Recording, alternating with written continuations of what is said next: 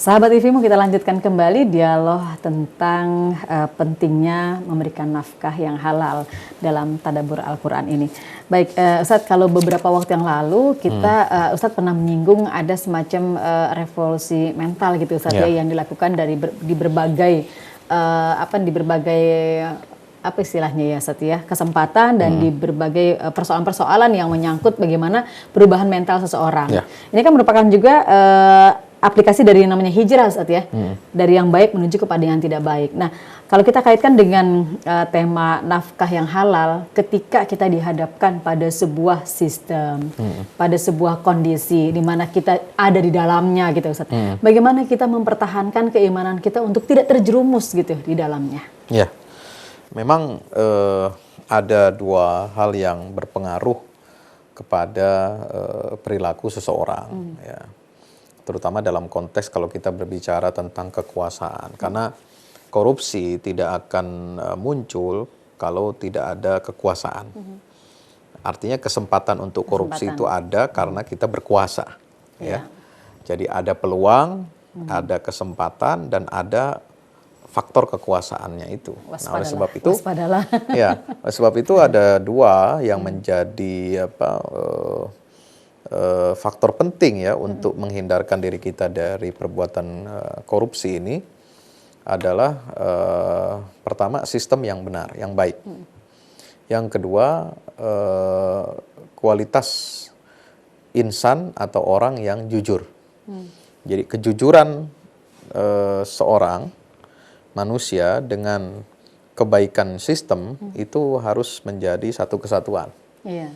Orang yang jujur tetapi hidup di dalam sistem, lingkaran sistem yang tidak baik, tidak benar, yang membuka peluang itu, maka sedikit atau banyak dia akan terpengaruh dan akan terseret dalam arus lingkaran setan, kejahatan yang ada dalam sistem itu.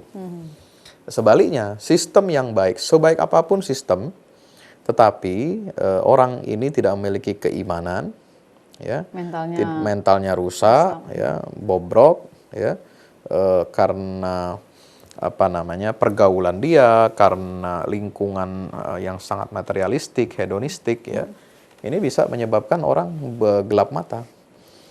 Biarin aja, yang penting kita senang, ya, korupsi toh di penjara sekian tahun saja. Nah, jadi sistemnya sudah bagus nih, udah ini di mana-mana. Ya, CCTV ada, direkam KPK ada, regulasinya ada, ya, regulasinya juga ada, ya, setiap saat bisa orang ditangkap tangan ada. Contoh yang sudah dihukum juga udah ada. Iya, contoh dihukum sudah ada, tetapi tetap saja orang masih melakukan praktek itu. Kenapa? Karena memang ya otaknya sudah error, ya, mentalnya sudah error dan hatinya lebih dalam lagi itu sudah tidak beriman kepada Allah Subhanahu Wa Taala. Sebab itu Nabi SAW menyatakan la yu'minu ahadukum la yazni zani hina yazni wa huwa mu'min wa la yasriqus sariqu hina yasriq wa huwa mu'min. Orang berzina ketika dia melakukan berzina itu nggak ada imannya, ya. Orang yang mencuri ketika dia sedang mencuri imannya juga nggak ada. Ibaratnya ucul, kata orang Jawa, imannya ucul, ya, bukannya usuluddin tapi uculudin, ya. Agamanya ucul, lepas, ya, tidak nempel lagi di dalam hatinya, sehingga dia bisa berbuat maksiat, dia bisa melanggar hukum Allah Subhanahu Wa Taala dan hukum negara, ya, jadi nggak takut dengan vonis apapun. Nah, ini susah kalau orang udah begini. Ya. Kalau manusia sudah begini, sudah istilahnya udah imun, udah kulit badak gitu ya. Tidak ada malunya, tidak ada. Makanya Nabi SAW mengatakan dalam tastahifas nama syi'ta. Kalau kamu tidak malu lagi, maka perbuatlah semau kamu gitu. Jadi memang ini dua-dua ini harus tercipta, ya. Sistem yang baik, yang benar, dan juga kualitas ketakwaan seseorang yang harus senantiasa terus di-upgrade, terus ditingkatkan. Karena sekarang orang berbuat korupsi, ya, berbuat mencari nafkah yang haram itu bukan karena kebutuhan lagi. Sekarang itu karena rakus. Karena rakus, ya. Alhaakumut takatsur, kata Al-Quran. Kita ingin bermegah-megahan. Punya mobil satu nggak cukup, pengen dua. Punya rumah satu nggak cukup, pengen yang kedua. punya bini satu nggak cukup, pengen yang dua, pengen simpenan dan lain sebagainya. Nauzubillah min dzalik. Nah, ini penyakit ini ya, jadi bukan lagi by need, tetapi by greed. Iya. Kalau dulu orang mungkin mencuri di pasar itu karena dia butuh kelaparan, lapar. Ya, orang dulu PNS di kantor mencuri ataupun korupsi mungkin karena gajinya kecil. Karena sangat kecil, sangat minim, tidak sesuai dengan beban kerjanya. Tetapi sekarang gaji, fasilitas tunjangan ada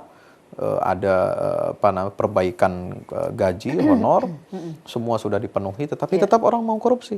Ini kan bermasalah. Ya, anggota dewan gajinya besar, tunjangannya besar, tetapi tetap saja dia mau korupsi. Kenapa? Ada greed, ada rakus di dalam dirinya. Ya, padahal sebenarnya kalau dilihat lagi pribadi seperti pribadi miskin berarti Ustaz ya? Iya, yang dia tidak merasa cukup, terus, tidak merasa cukup, selalu tidak merasa cukup, selalu merasa kurang gitu ya. Jadi ibarat dia seperti monyet ya, pegang satu nggak cukup, semua dipegang, sampai kakinya pun megang. Iya betul, nauzubillah min dzalik. Ini kalau kita lihat ya perumpamaan Ustaz tepat sekali tadi ya. Monyet itu kalau dikasih pisang satu dilemparin lagi pisang lain, ambil dengan tangannya, dilemparin lagi, bahkan punya temannya diambil kakinya sebelah kanan sebelah kiri. Nauzubillah min dzalik, jangan sampai kita punya perilaku seperti itu, karena manusia yang ketika imannya lepas lebih rendah daripada binatang gitu Ustaz ya. Baik, nanti kita lanjutkan kembali sahabat TV-mu, untuk itu tetaplah bersama kami dalam Tadabbur Al-Quran.